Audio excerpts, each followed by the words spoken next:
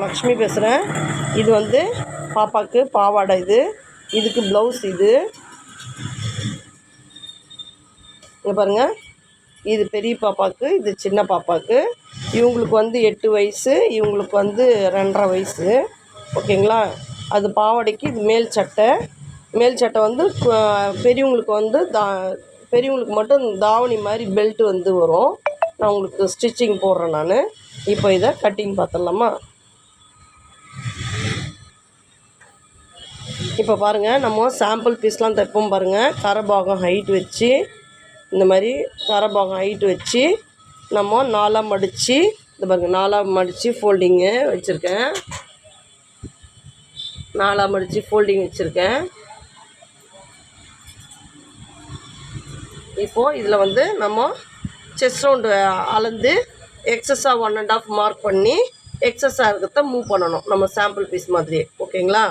இப்போ பாருங்கள், chest round வந்து இவங்களுக்கு 14 இன்ச்சஸ்ஸு ஆஃப் செஸ்ட் ரவுண்டு.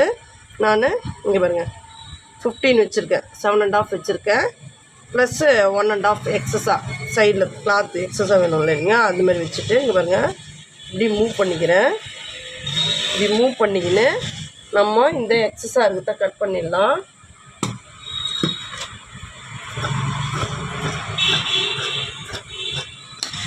எக்ஸஸாக இருக்கிறத கட் பண்ணிவிட்டு நம்ம சாம்பிள் பீஸ் எப்படி தைச்சோமோ சேம் மெத்தட் தாங்க.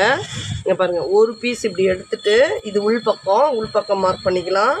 இப்படி 2ஆக மடித்தோம்னா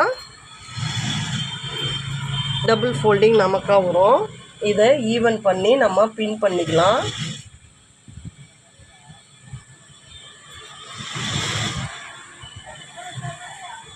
ஈவன் பண்ணி பின் பண்ணிடுறோம். இப்போ இதை பின் பண்ணிவிட்டு நம்ம